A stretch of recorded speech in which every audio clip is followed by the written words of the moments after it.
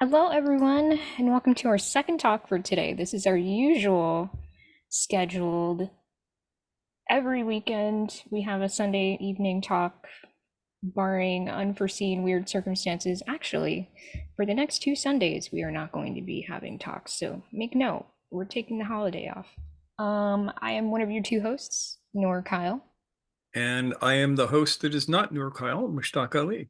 Yeah, so let's enjoy this time together before we take a break for the winter holidays, our winter holidays. For Yeah, some we of you, aren't going it's to summer go away, but holidays. we're going to give everybody a chance to go off and do family stuff and celebrate the new year and or whatever you like to do. Have, Yeah, have some time off. We're still going to be working hard.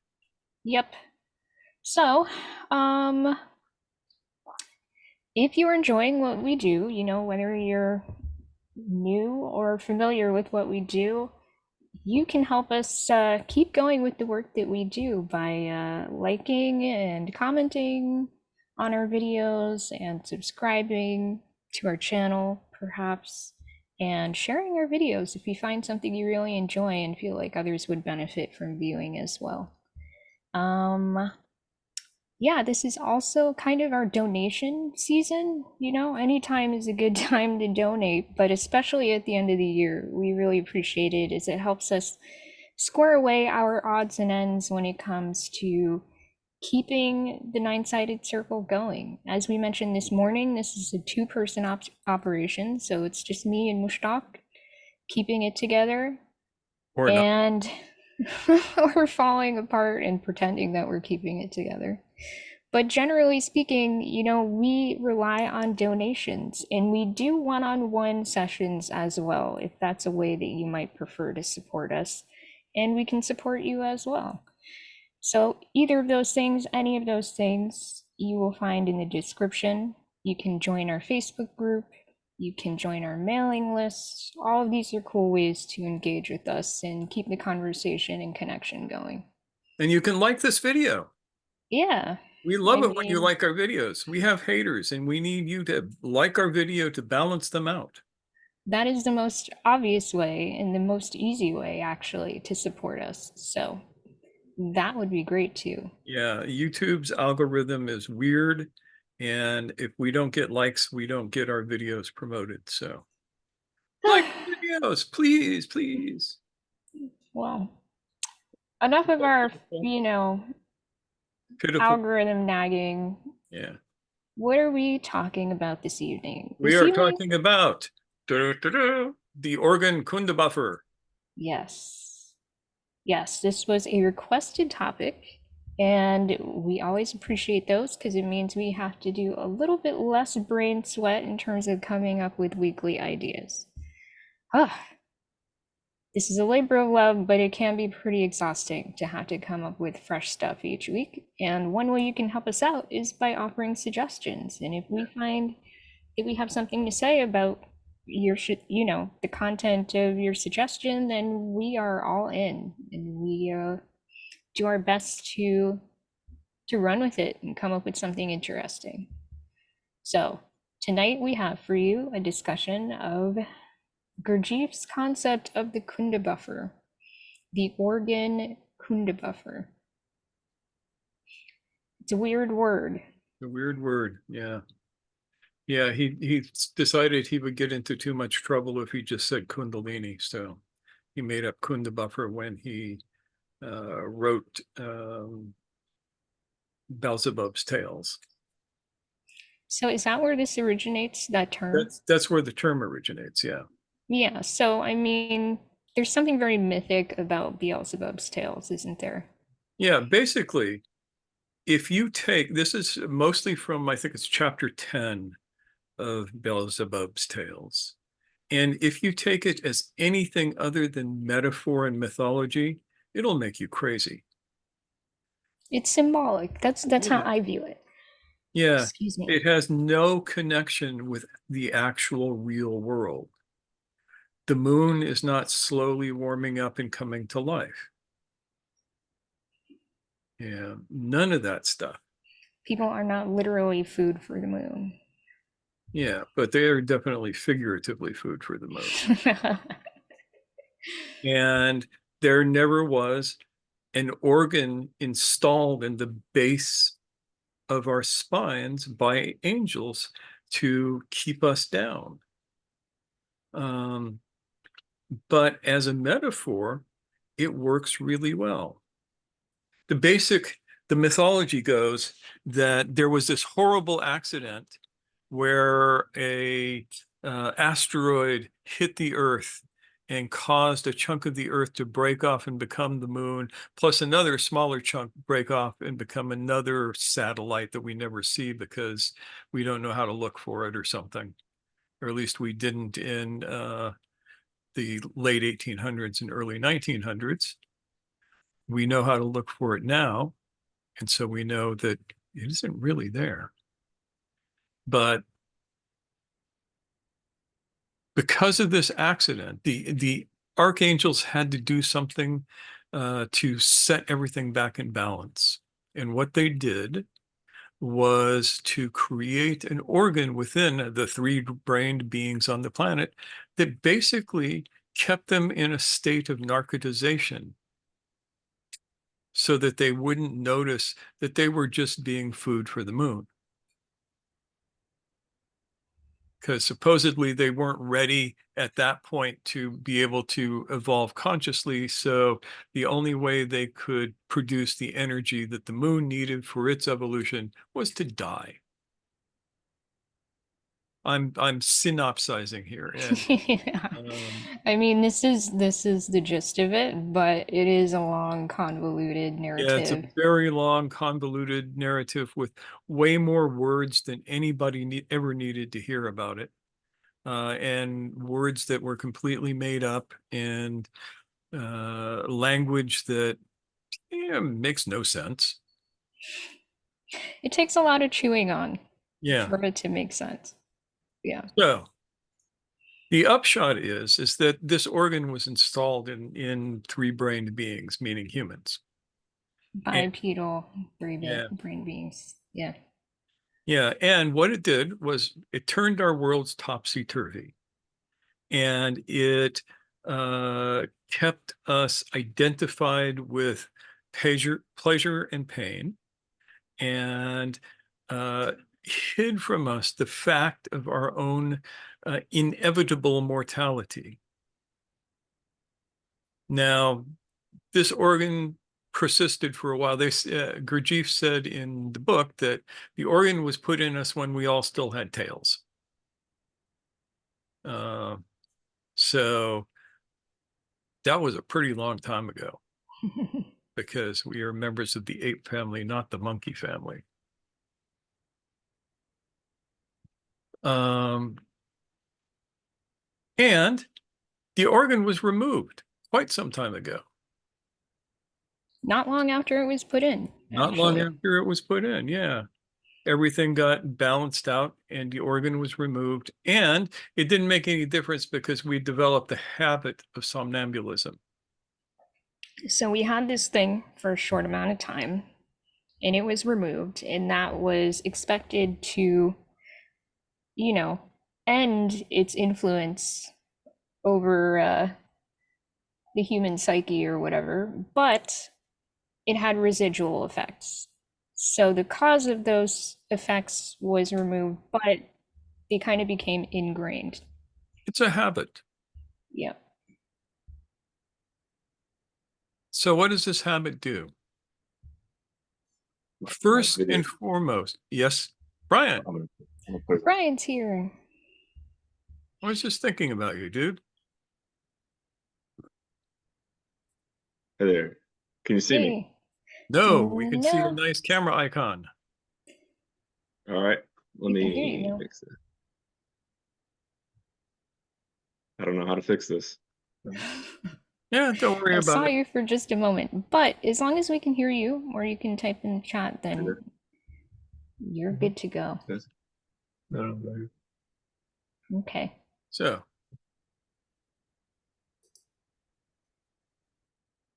where were we? We were talking about the ongoing effects of this so-called Kundabuffer organ. Okay. The ongoing effects are to create what we were talking about earlier this morning, internal considering as our main mode of perception. And the idea that, oh, we have time. Got all the time in the world. Yeah. And that isn't, according to Gurdjieff's cosmology, everything supports everything. There's this idea called reciprocal maintenance. And every part of the universe must give energy to the reciprocal maintenance of the universe. And there are, for human beings, there are two ways to give energy. One, and the most fun, is to wake up and be conscious and emerge from your chrysalis as an adult human being. The other is to die. The energy released by death goes right to the reciprocal maintenance of the universe, and you become what Gurdjieff called food for the moon.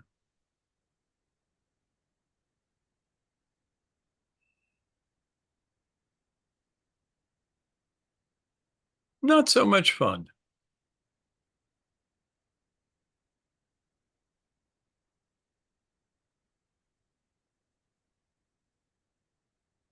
Are we all following this so far?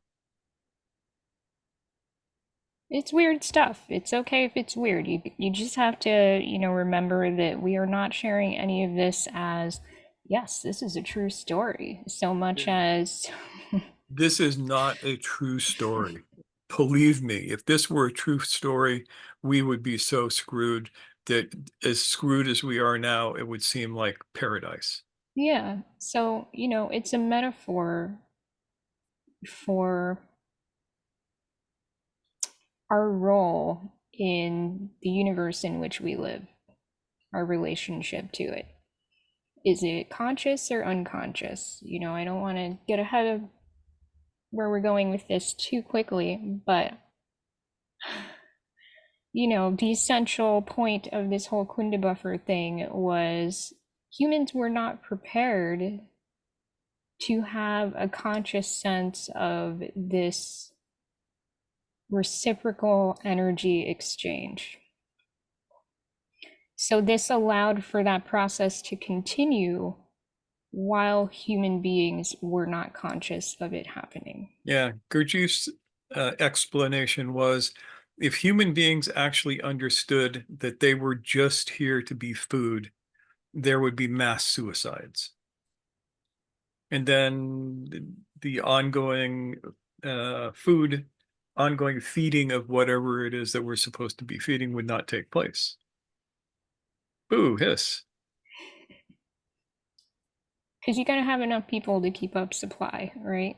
Yeah, and the And supply that's the has to thing. be ongoing as opposed to Yeah. just pop and everybody's gone.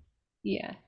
So you can take that as the confrontation with nihilism, with the meaninglessness of the universe, which we all have to confront at some time. And this is the fact that the universe has no meaning. The universe needs no meaning.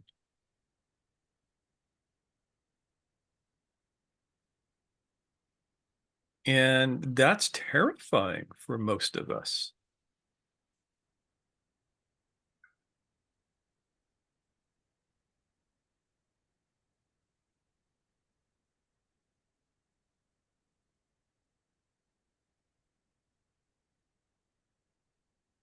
Now, somebody who is actually doing the work will take that and use it as impetus. I don't have all the time in the universe. I have a finite life, and this life could end at any time. It could end 5 minutes from now. It could end an hour from now. It could end a day from now. It could end 10 years from now, and I don't get to know when. Therefore, if I want to do the work, I had better get my ass in gear. There is not all the time in the world to do the work. And as one teacher of the way pointed out, you think you have all the time in the world. But the fact of the matter is by the time you hit middle age, if you have not been doing the work, you've dissipated so much energy, you may never be able to do it. And that's also a terrifying thought. That's right up there with death.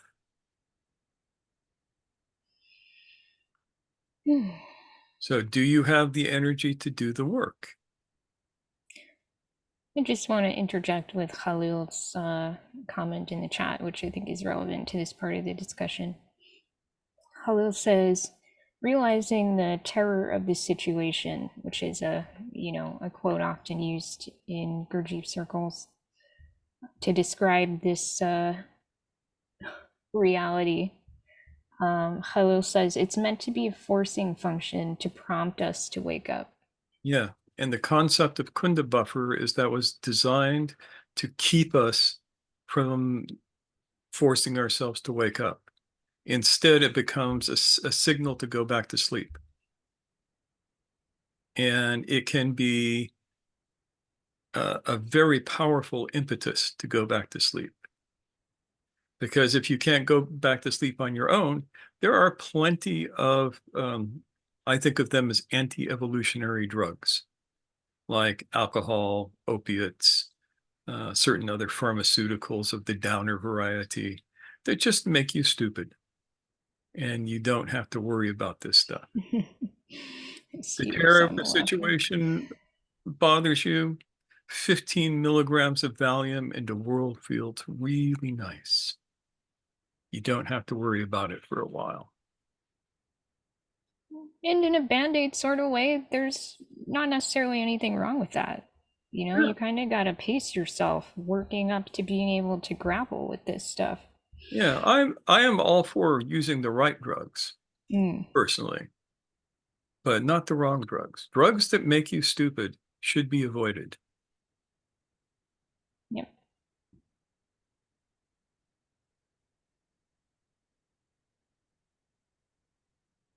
Yeah.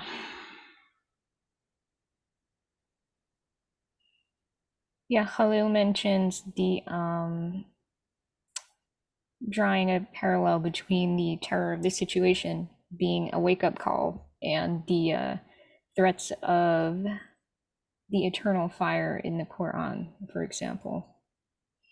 I mean, yeah, you can hold it in that way. And if you're going to hold it at all, you should hold it in that way. Yeah, I agree.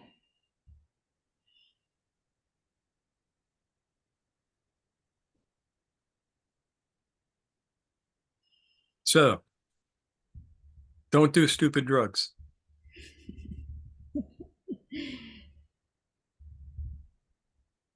Naomi, do you have a question? Yeah, is that kind of the general consensus of alcohol in general, is that it's a stupid drug, or is there any Alcohol is place? a stupid drug. Alcohol is an anti-evolutionary drug. In very small amounts, it has a little bit of benefit in loosening people up for social situations. But anything beyond those amounts, and it makes you stupid. And it Yeah, impairs your judgment. I think that's reasonable. Yeah. What about the oft times used Sufi metaphor of wine and getting drunk? What do you think? That has nothing to do with physical alcohol. That's the idea of the dichotomy of sobriety and intoxication.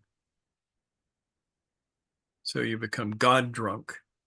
And even that, according to my teachers, is a trap. Sobriety is a trap and intoxication is a trap. Because you can start wanting one or the other and going out and looking for it. We were talking earlier about sama, and I've known a lot of people who go to sama to get high off of the music and the spinning and all of that kind of stuff. So Sima is like dervish whirling, for those who don't know. Yeah. Well, it actually means listening. Yeah. Yeah. I mean, So it is the It can be many things, but there's usually sound involved and oftentimes movement involved. Same with going to group zikrs, where you spend 2 or 3 hours chanting in unison and moving in particular ways, and it can produce a sense of ecstasy. Yeah. Nothing wrong with that. And like anything else, it can become addictive. And sobriety can do the same thing, because if you are married to the idea of sobriety in the Sufi sense, not in the sense of not getting drunk, but in the sense of staying a sober person, you will deny the experiences that the divine gives you of that ecstatic state, which from time to time is exactly what you need.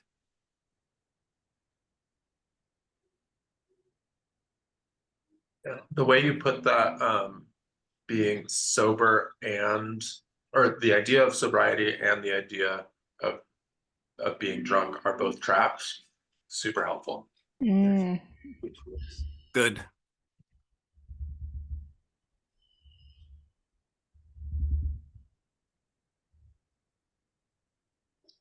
So we're talking, yeah, James.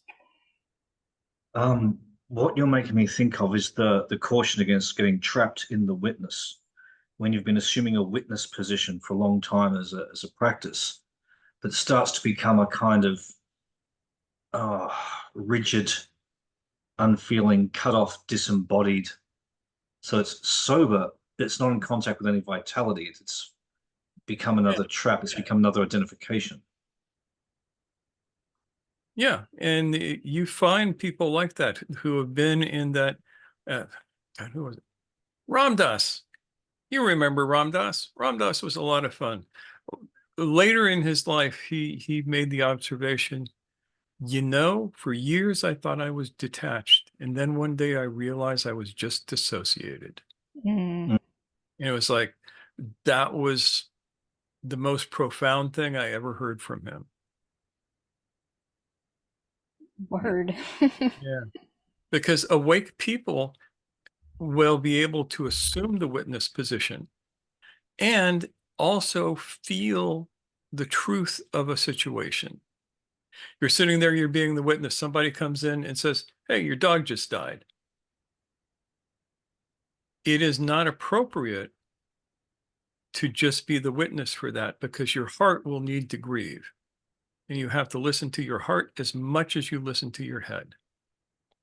You have to listen to your body. Your body is going to want to cry unless you're, something is seriously wrong with you, because you will feel the absence. And again, there's another Sufi dichotomy, presence and absence. You will feel the absence. And it's the absence of the beloved in a very real sense. That dog is, the thing about a dog is that it is a stand-in for the beloved, because the dog will love you unconditionally. Or rip your throat out, depending Depending on your relationship. Yeah.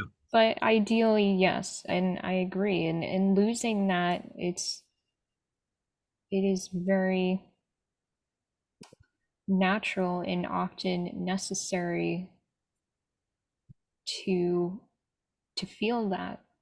Yeah. So that dissociated place that oftentimes passes for detachment is just another form of spiritual bypassing. And it is another mechanism of Kundabuffer.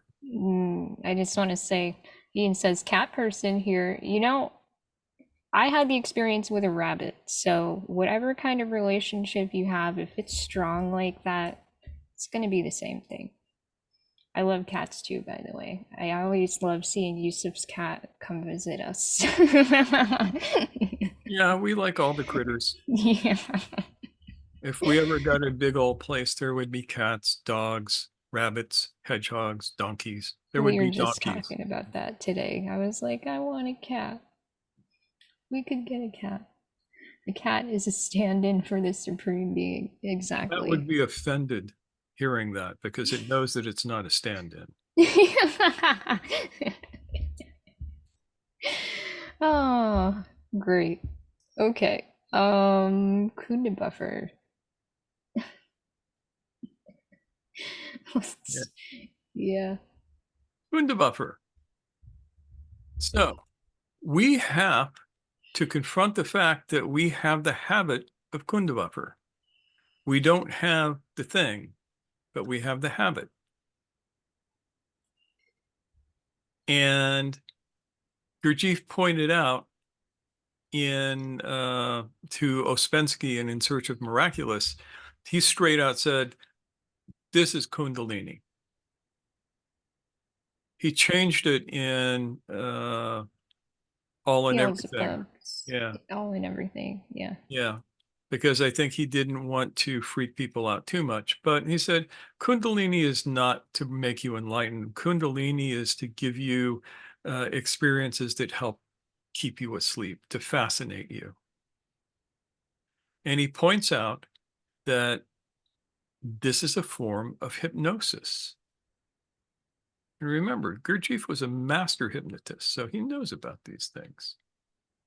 What we do as an effect of the Kundabuffer habit is that we indulge in self-hypnosis and we indulge in other hypnosis. Exogenous and exogenous and endogenous hypnosis.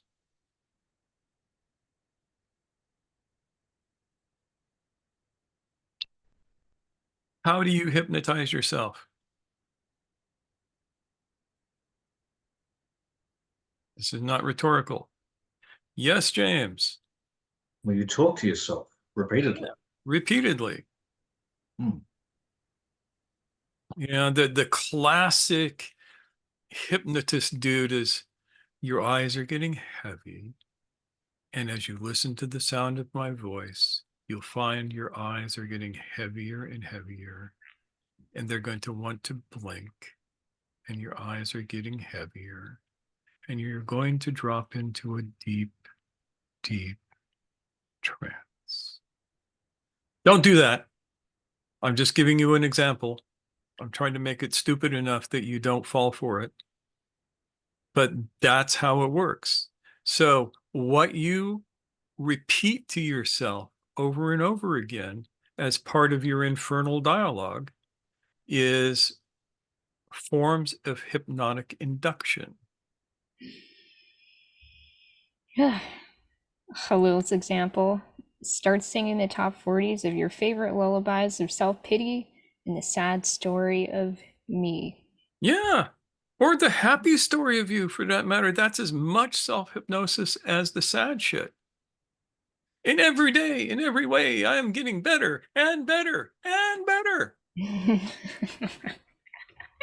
life is good. My life is getting better every day. All the good things are coming right to me. They're looking for me right now. Yes. So mind fucking. So yeah, so affirmations are a form of self-hypnosis then. Yeah. Or can be, at least. They are. There is no can be about that process. The way that it's taught is a form of self-hypnosis. And it can be benign or malevolent or neutral. Were you wanting to ask a question, or were you just, yeah, okay, just double checking. All right.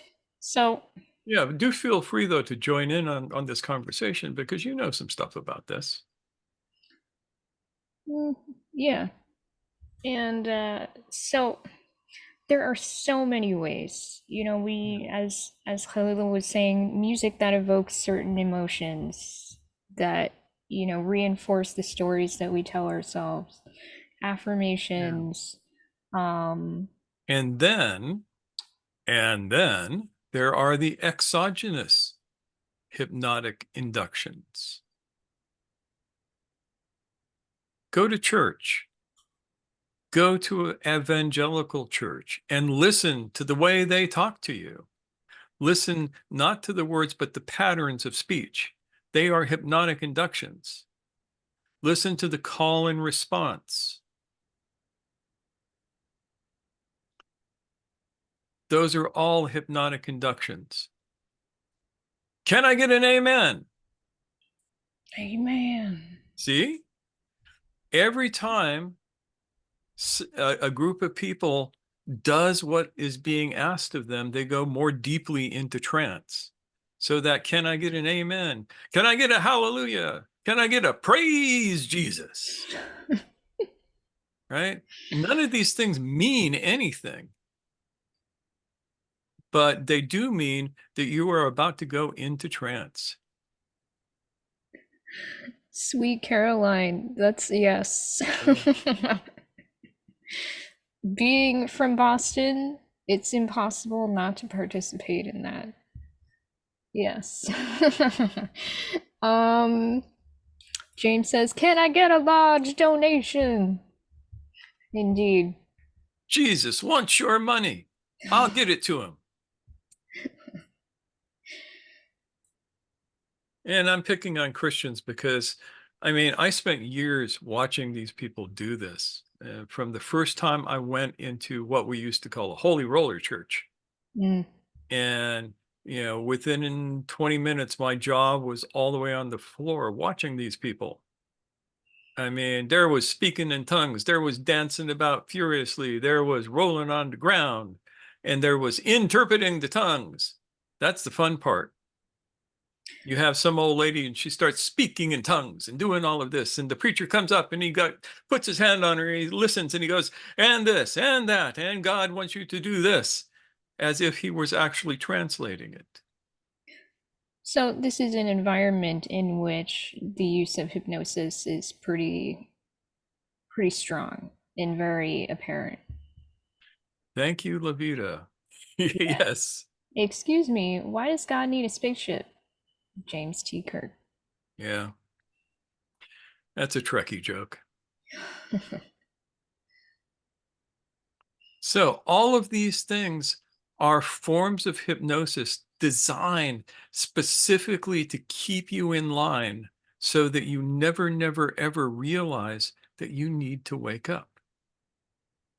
We have formed whole cultures based on the impulses of the Kundabuffer from millions of years ago, designed to keep us asleep.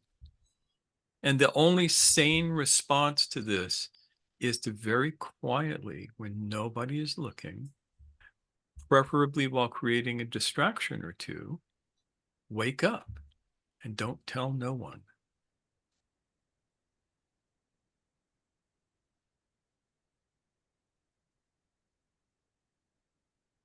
And how, you might well ask, can I do this?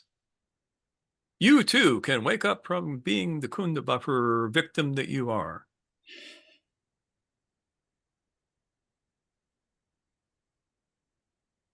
First step, take a breath. Be aware of your breath.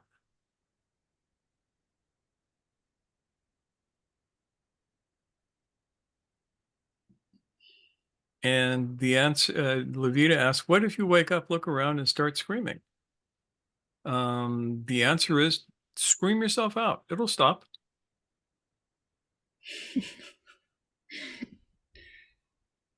The screaming just means you're still hooked into the false meanings. Levita. What I mean by that question, although I think your answer is valid, I like it, is every now and then, it's like somebody will wake up, but they're not in a space of other people who are trying to wake up. So you look around and you realize everything's on fire. Yeah. And you're trying to like alert people, hey, everything's on fire. And everybody's like, it's not important. You're reading too much into it. It's not a big deal. Go back to sleep. Yeah. Basically, a lot of people die from this particular problem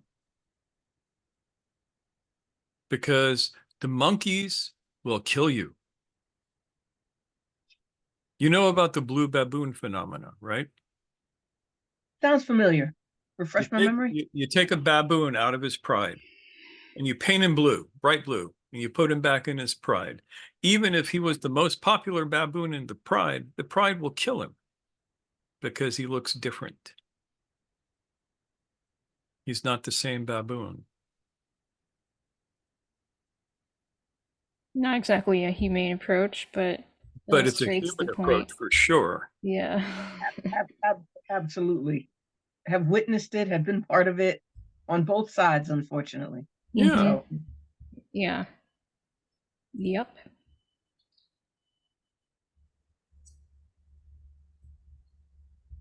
Yeah, this is what allows us to have sexism, racism, classism, all of the isms. If you can think of an ism, this is where it starts. It's that whole blue ape. Hey, it's a blue ape. Let's kill it.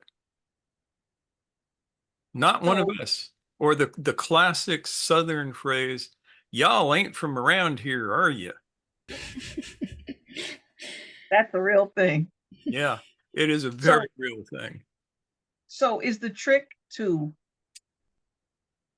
awaken quietly with respect to those around you, like to be awake, to be able to observe, to respond to the stimulus that you're observing, but not to really let anybody know, like that's just for you? Yeah, there's a reason that Gurdjieff called his path the way of the sly man. Mm. Because we have learned from watching some of the greatest of all of the saints. Saint Jesus was martyred because he told the truth. Saint Mansur al-Hallaj was martyred because he told the truth. Saint Ali was martyred because he told the truth. And on and on and on. If you tell the truth too loud to people who don't want to hear it, they will kill you. So it's best to be a little sneaky.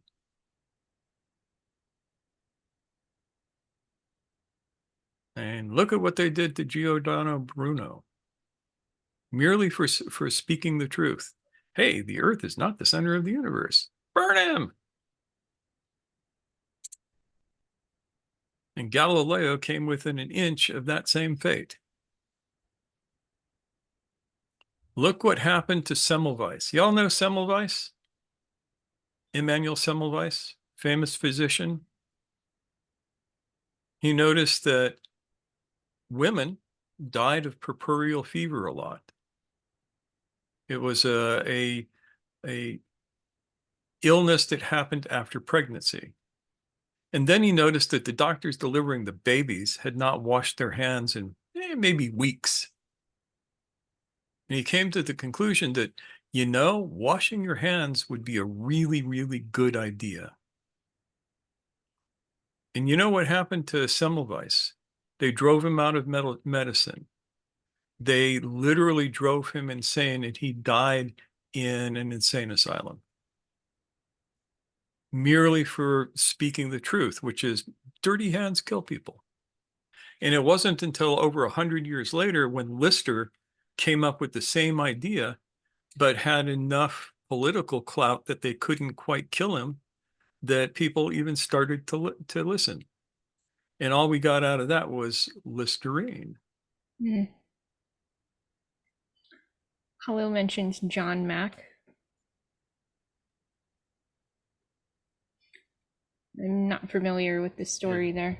He's the one who investigated the aerial phenomena in Zimbabwe. There were UFO sightings by a school, and he was a psychiatrist at Harvard, and they just wanted to kick him. He would have been the first psychiatrist or the first academic in Harvard's history to be ousted because they didn't want to accept his radical research. So, just giving another example. Yeah. Or John Wick, who just wanted a puppy. And to be left the hell alone. Yeah.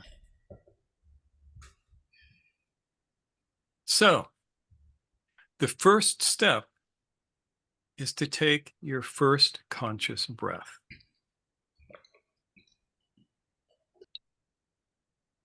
Your second step is to begin to train yourself in the art of self-observation, which is the theme of these last couple of weeks. Learn to describe what is actually going on with you while it is going on. Witness it, become the witness to it. Third step, take another breath. And another breath. Breathe consciously.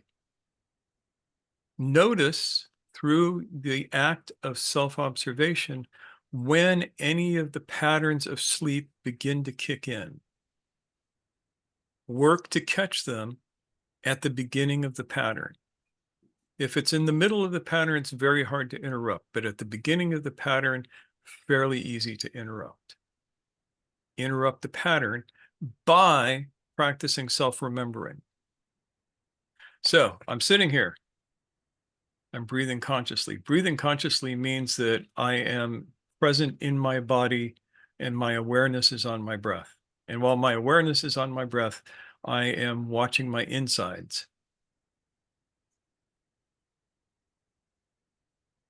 And I go, oh, PayPal sucks. And I begin to slide into some form of anger around that. True story. True story. And so when I notice that, I breathe again. I take that conscious breath and I move myself into a state of self-remembering, of watching my own consciousness, of experiencing my I, experiencing myself as experience. And I do that while whatever program of anger around PayPal plays out. And if I do it right, it will peter out. It'll be like, and then you're back on. And as he said, this is easier in some cases, more often than not. It's easier said than done, especially when you don't have a lot of practice doing this, or when you're already super revved up over the situation. Yep, got to practice. I'm using PayPal as an example because I had to just go through that. Yeah. Yeah, PayPal actually profiled me. Actually profiled Noor. And it was weird because yeah, I had sent a small birthday present to a dear friend, young lady who I've known for years. And every year I send her a birthday present. Literally every year on the 13th of December, I send her a few dollars with a happy birthday. And this year, because she knows Noor now, it was happy birthday from Noor and I. And wham, within seconds, there was a message going, we are putting a hold on this until we can check it out. And they said, the hold is usually only 3 days, and I'm waiting, right? I can't get any answers from their bot. And I'm waiting. So finally, after 3 days, and there's still a hold on the money, I call up PayPal and get a human being, which fortunately they have to do. And it was a human being who spoke really good English, so we could communicate well. And he had no reason, no excuse for why this was being held. He couldn't figure it out. And he actually looked and saw that on the 13th of December, every year for the last several years, I had sent a small sum of money to this person with a happy birthday note. And then he was talking about, yeah, I've seen things like this happen before. The last time was somebody sending money to someone in Rifle, Colorado. And the word rifle set off our algorithm. And it hit me in that instance. The only thing different about this transaction and every other was Noor's name. So they thought that we were sending money to Al-Qaeda. Or something. Or Hamas or the evil Muslims du jour. Yeah. Very And frustrating. the truth of the matter is that I would never send money to Hamas, but I would send money to Palestine.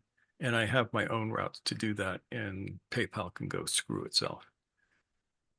So yeah, here's to profiling Yeah. So by hey, who would algorithms think that a cute little again. blue-eyed blonde girl would get us profiled? Uh, it's a shame. It's a shame that a name has that kind of power to put people into a panic. Khalil. Yeah, just on this point of, being identified with your emotional reactions, because, in our last class, we were talking about how it was, I think it was this class actually, it was completely appropriate if, somebody announces your pet dies to, be emotional about it. But in proportion, right? It seems like what the real problem is that we blow things out of proportion and don't have the right emotional reaction to the thing that's triggering us. Yeah. And we hold on to it for years sometimes. Right. Because, like, for example, you were also talking about masters. Have you ever seen, like, a spiritual master lose it? Well, I mean, I've seen many talks with the Dalai Lama, and he hasn't lost it in terms of anger, but he started to just weep for the suffering of the world. But it was really interesting to watch him do it because he does it for he'll like when he starts talking about compassion and suffering, he'll start weeping for about a minute, and then it'll just be over, like it never even happened. Like a cloud passed by. Right, and then he Yeah. just goes on with his Yeah. talk. And I thought, Yeah. oh, that's how you do it. Yeah. And that's a perfect example of what we're talking about. Yeah. Yeah. So a flash of righteous anger, there's nothing wrong Yeah. with that. But if I were still talking about this next week, you might want to go, hey, Mushtaq, you think it's time to let that shit go? Lighten the fuck up. Yeah. Yeah. Yep. And yeah, I mean, it's out of our hands essentially. We've done our best to address the problem. So from then on, it's kind of like the healthy thing is to let it go.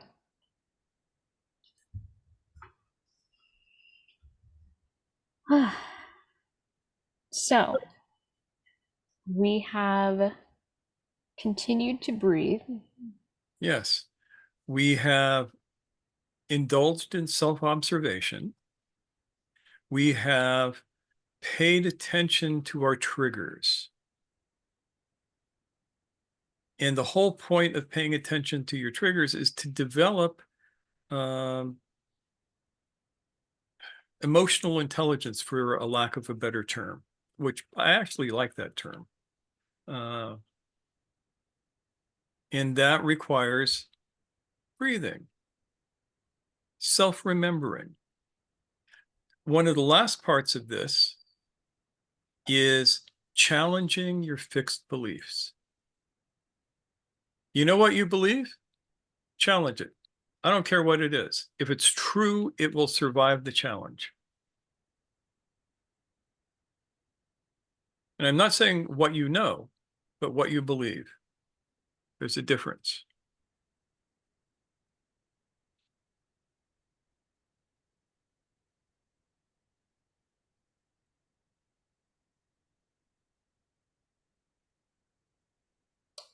What's an example? Um, I mean, it's going to be individual too, because burn it's me in about hell if I beliefs. don't swear to everybody that he's the Lord. Sorry, what was that?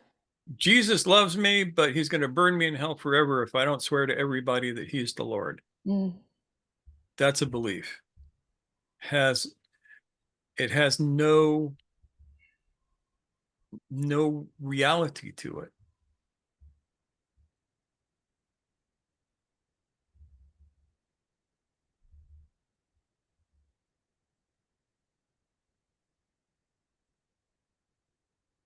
I mean, I'm gonna,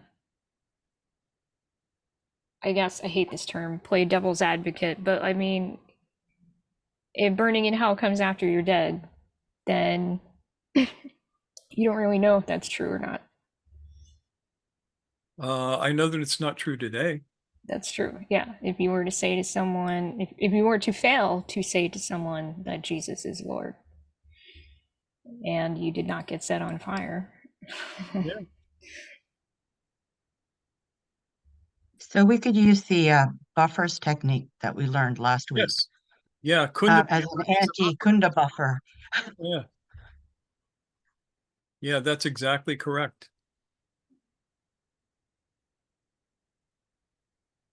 So another area of work, and this is going to piss off the Gurdjieffians, is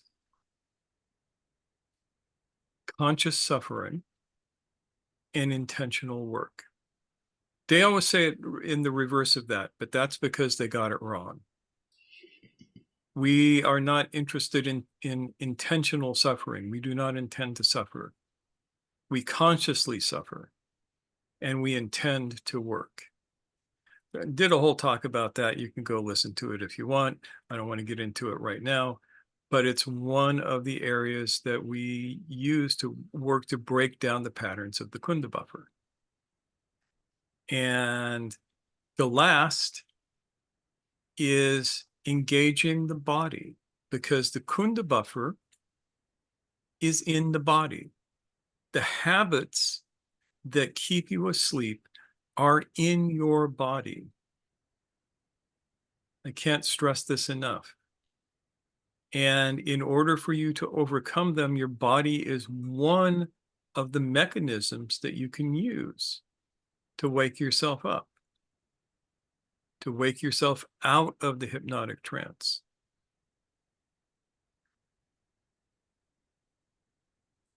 Everybody, yeah. I want you to try something. All right, let's do it. I got a thought. I'll share it afterwards. Take your hand and put it like this. Now, I want you to move your hand up and down very lightly until you can find the place where your hand will just float. And it might drop a little bit, it rise a little bit.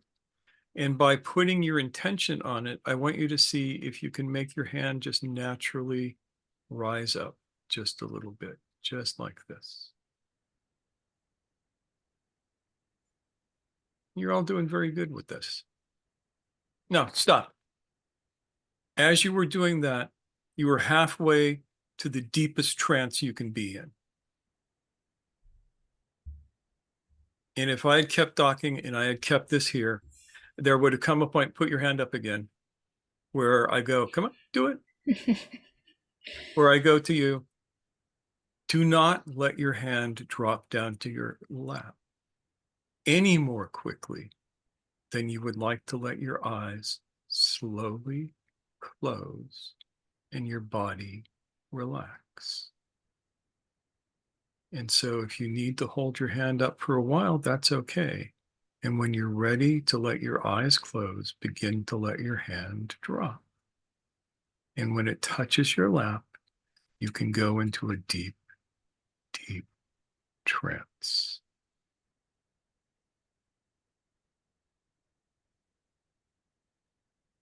How about that? Where is the magic of that? And yes, Noor, you can try and hold your hand up there forever, but it's going to get...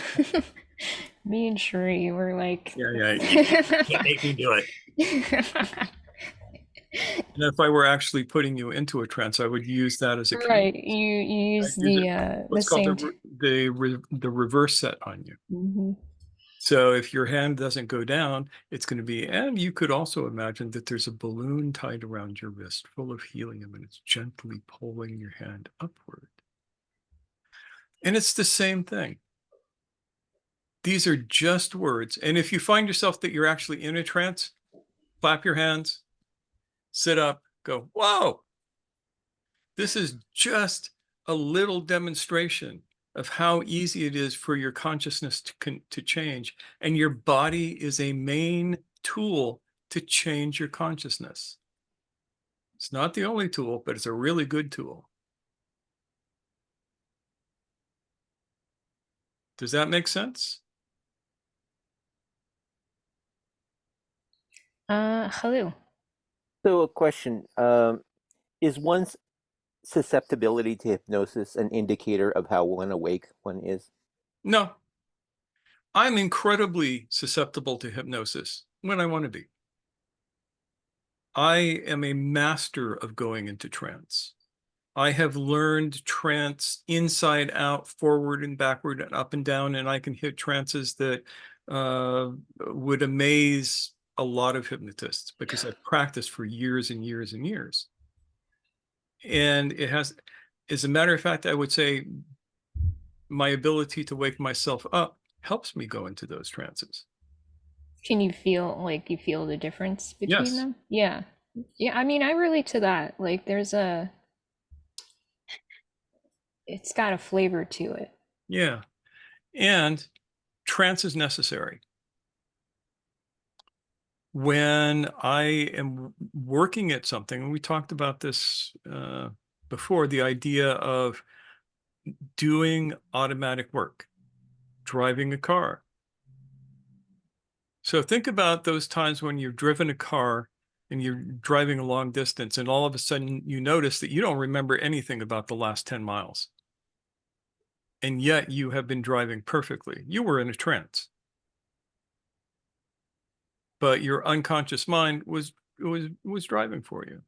When I do very, very fine work with very delicate tools, I'm in a trance. So is daydreaming an example of trance? Yeah. Daydreaming can be an example of trance, yeah. Okay. Almost undoubtedly. And daydreaming can be extremely useful. When I go for walks, I will oftentimes allow myself to slip into a state of reverie about something that I'm working on. And I'll daydream my way through an answer to it. Again, I'm gonna pull out my cross stitch. I Yes. allow myself to go in trance to do this, and it's very relaxing. And sometimes it gets a little too deep, and I end up having to undo some work. But the fact is that it feels good to get lost in it. Yeah. And the thing is that there is no moral high ground to always being awake. It's like, I will only use my right hand and never use my left hand. And if you take that, and if you've ever traveled into some staunchly Muslim countries, you've seen this very thing. They will never do anything with their left hand, except for one thing. And so they are heavily right-handed. And that means that they're crippled on their left side. They have horrible times coordinating right hand, left hand things compared to places where people use both hands. And if you want to find out how handed you are, do something that you usually do with your right hand, with your left hand, or vice versa. I recommend brushing your teeth and then count how many times you end up with the toothbrush up your nose.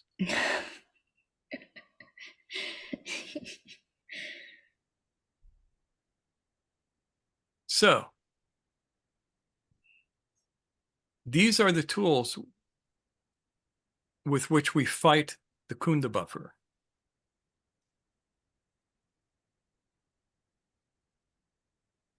And it's important to remember that this is a lifelong practice. It's not going to be done in a day. Your whole life is going to be unwinding this. I mean, unless you started doing this when you were 6, perhaps, but no 6-year-old starts this. So think about how old you are. And if you started the work today, figure it will take 1 month for every year of your life to get the basic work done. And that's with serious work. Now, this doesn't count for anybody here because you've all started already. But realize that that's an average for what it takes to undo the damage you've done in a lifetime. It's 1 month per year.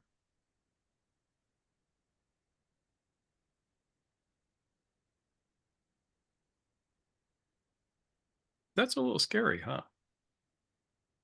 How many of you are counting now? When did I really start getting into the work? How long ago was that?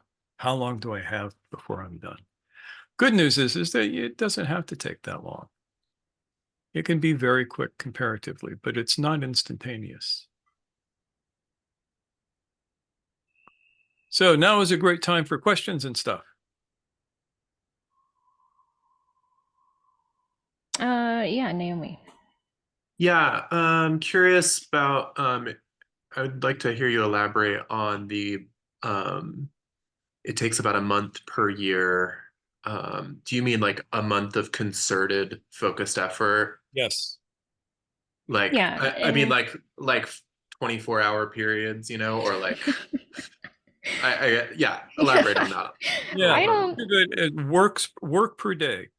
Yeah, and Every don't take day, that too literally, are you but working on your self-observation? Are you working on your self-remembering? Are you working on your self-witnessing?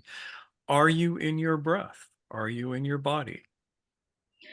the point really is that this becomes a deep investment Yeah. and you integrate it into every day of your life, essentially, so that it becomes fully embodied and fully normalized to go through the process of checking to make sure that you're in your body, you're breathing, and not just like clenching up and holding your breath. Are you observing? Are you practicing, as I said this morning, detachment without disengagement? So it's just every day you learn how to incorporate these practices into daily living so that they become part of you and Yeah. allow you to challenge the habits that all of us have built up over a lifetime. I have a follow-up question there before we move Go for on. it. How much is lost when you've already started this process, and how much is lost to laziness further on down the line? Depends Like, on the person. You can lose it all to laziness, but you don't have to. That's entirely dependent on the individual. Cherie, where are you, Hello. Cherie?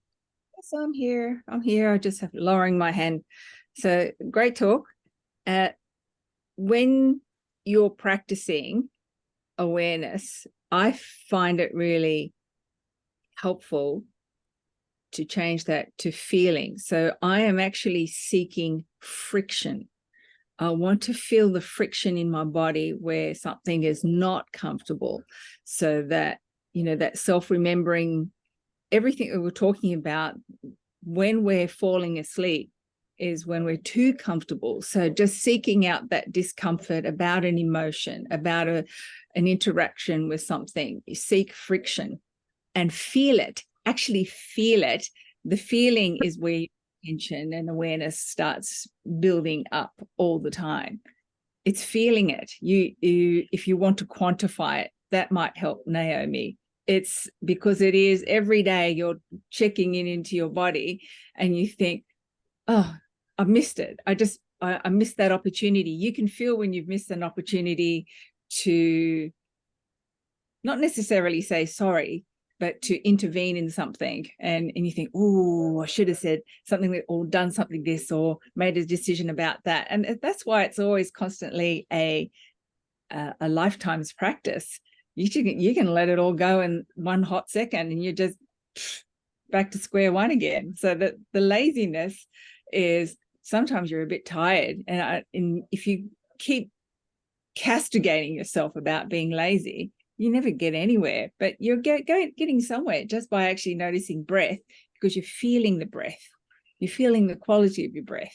You're feeling the state of your shoulders. You're feeling if your hand is up here.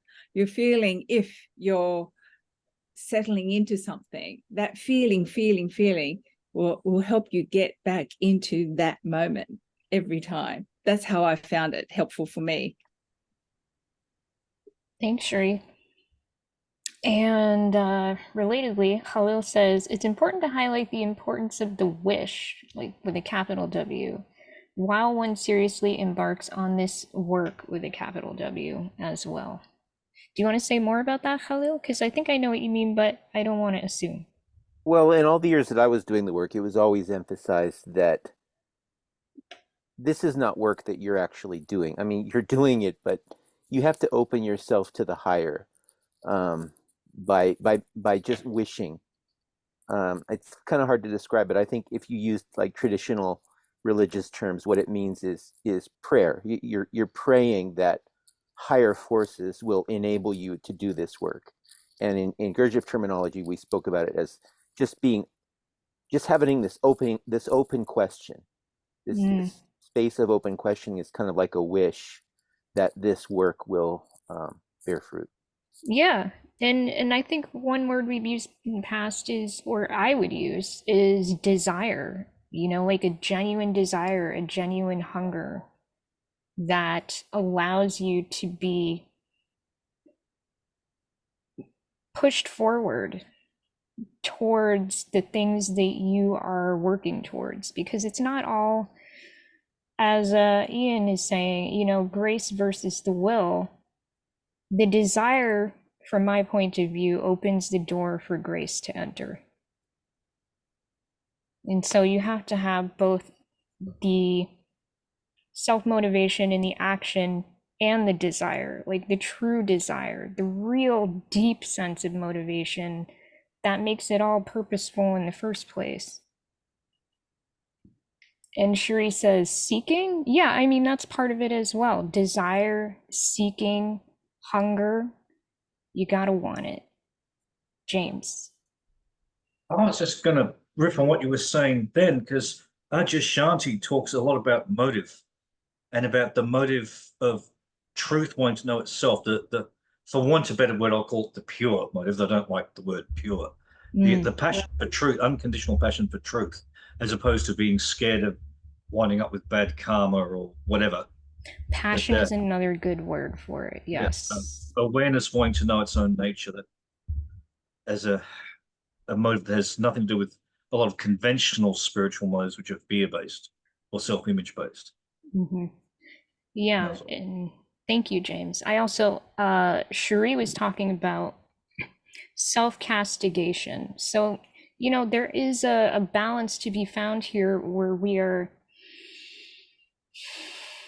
allowing the desire to fuel us, but not turning it back on ourselves is yet another way to beat ourselves up and hold us back for not living up to whatever image we think we're supposed to be manifesting.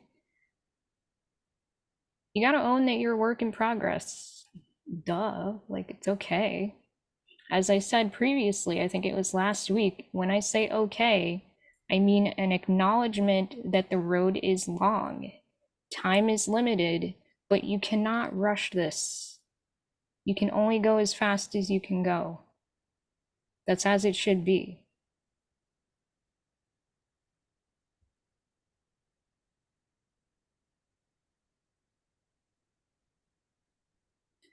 Any other thoughts? Yeah, let's get the last thoughts in and get this wrapped up. My stomach is starting to growl. Wow. That was me this morning. Yeah. I would love to check in with a couple people. Osama, what's coming up for you?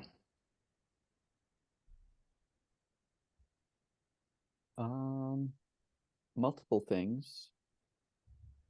The first is this image of being awake, right? This image that some of it might be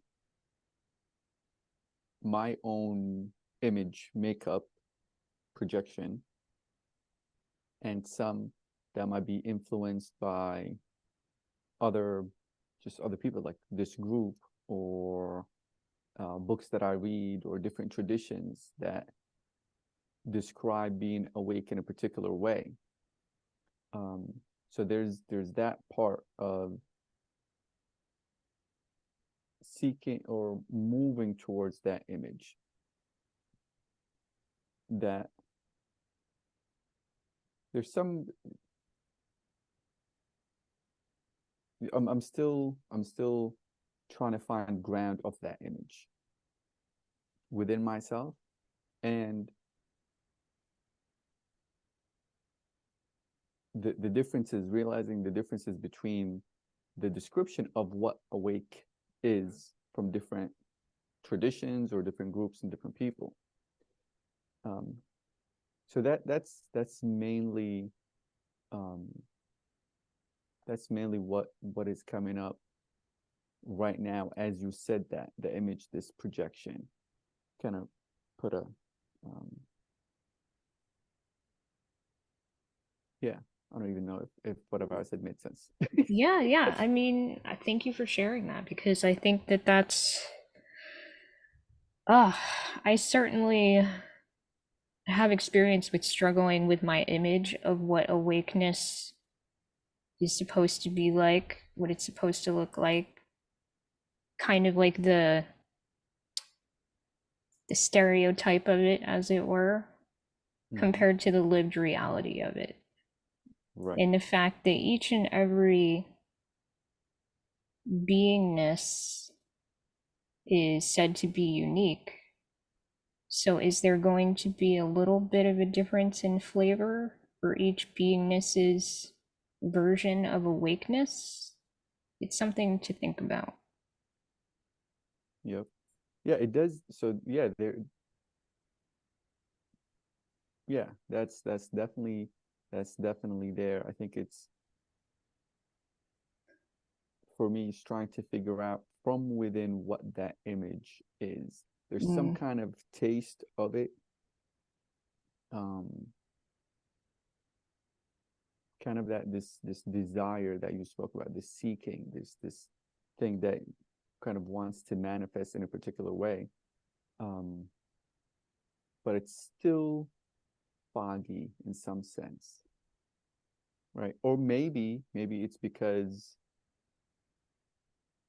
I'm open to the images from the outside of what it looks like, right? So from a Sufi perspective, one person might say, might describe being awake in like a traditional Sufi, right? Like it might describe it in a particular way that's like, I don't know about that, but like, how am I even making that judgment, right? Like, so yeah, so it's kind of like forming that image from within, really be like, okay, this is what it is for me, and being able to discern whether or not to take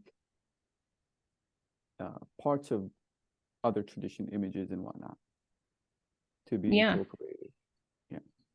Yeah, and I think it's a process of, over time, as we mature in our awakeness, I think to some extent those imposed images are less likely to have as much sway over the image that arises from within. So we have to kind of work to meet that. Whatever is within us, we work to meet that. Thank you. Thank you.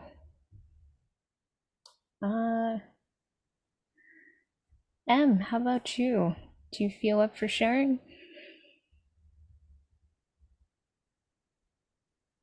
I'm in a sema mode right now. Just want to listen. But something touched me when you talked about desire and the wanting. And I don't know if it's a hadith, but I read it in many Sufi and literature that talk of the hakika, the truths, of the saying of vermek istemeseydi istemeyi vermezdi, meaning if what you are wanting was not wanted to be given, then wanting it would not have been given.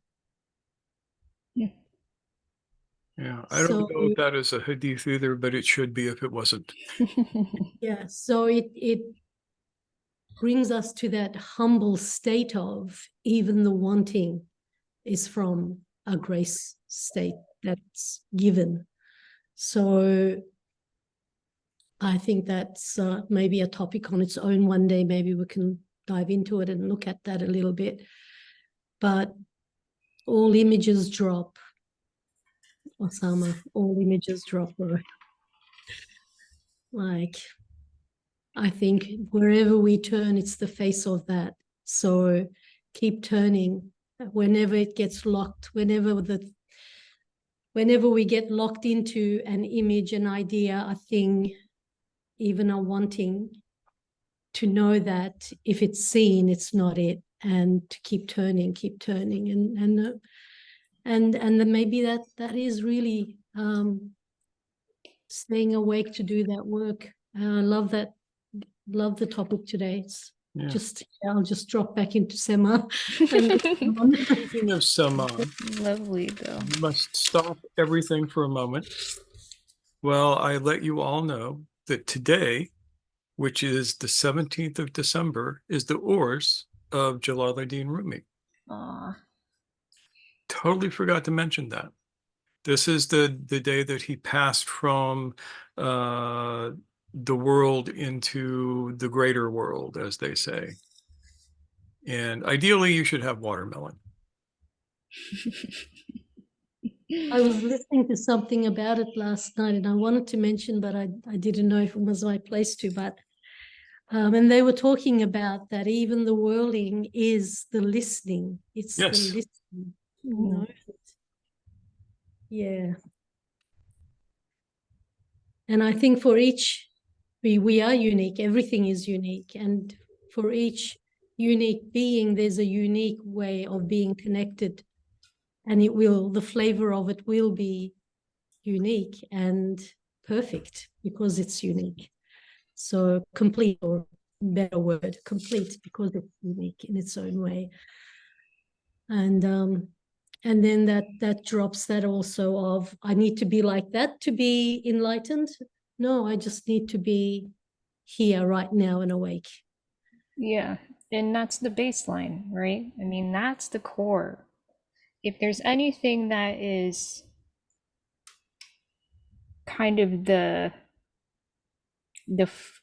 universal flavor of this, it's going to be that residing in presence thing. Yeah. Thank you, Em. And I've made a note about the wanting would not be there if the seed for wanting had not been planted. Yeah. Yeah, and that goes back to the watermelon. Story about the watermelon. As Rumi was on his deathbed, he loved watermelon, and his son, Sultan Walid, I think it was, asked him if there was anything that he could get for him, and Rumi said, a watermelon. Now we're talking about Konya in December, and somehow, some way, near miraculously, they find him a watermelon. And I can tell you it's fairly amazing. And I've had to find a watermelon in December. The first time I was ever invited to a sama, it was actually right up in Northern California. And it was like, what should we bring?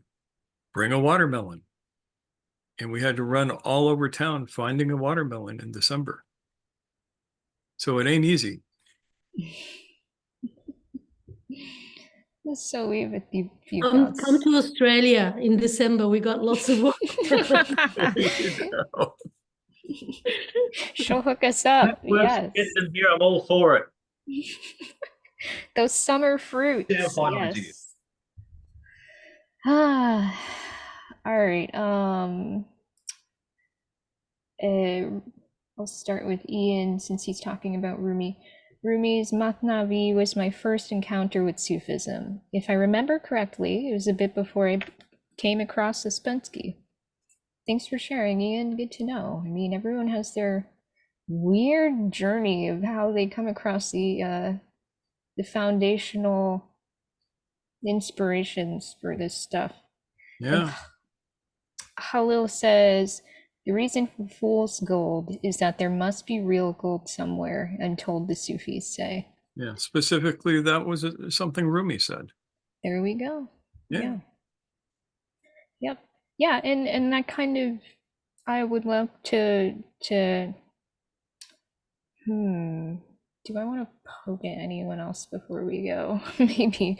But I want to tie back to the topic in saying that, you know, there are so many ways to fool ourselves in a trance state that we've leaned into this awakeness that we're talking about.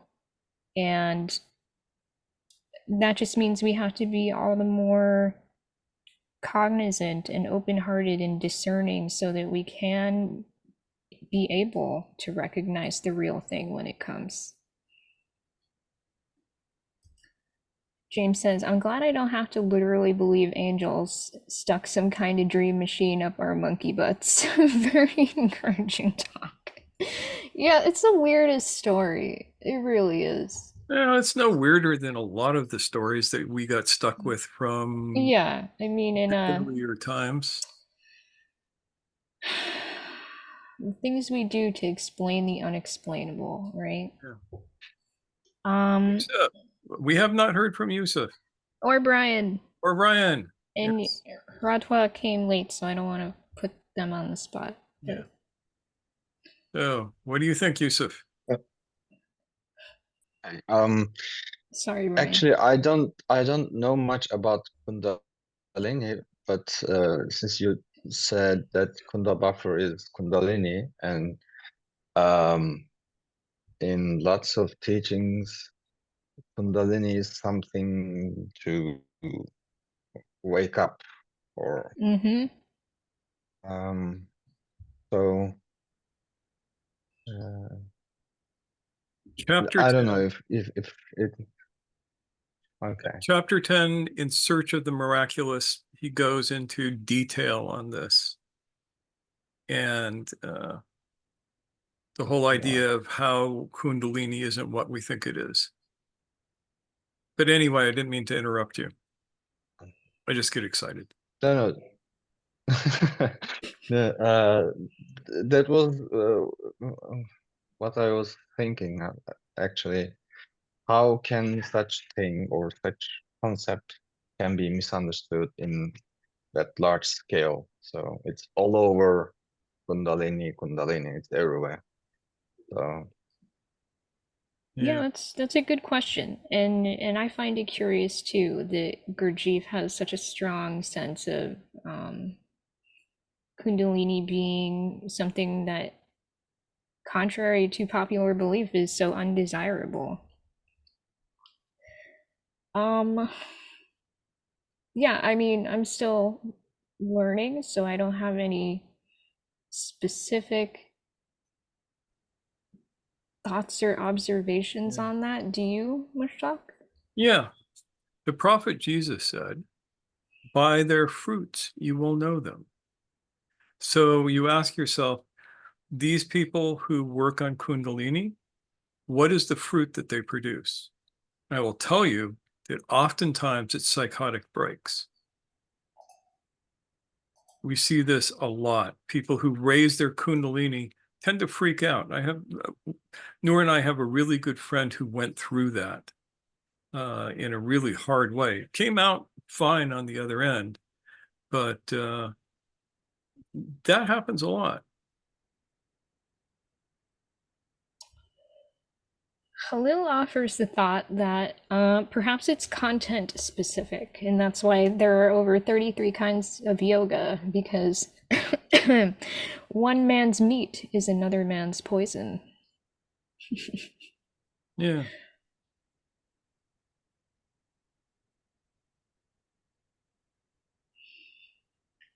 James. And then Brian, we've been waiting. We've been talking over you a bit. Sorry about that. I'll just make this quick.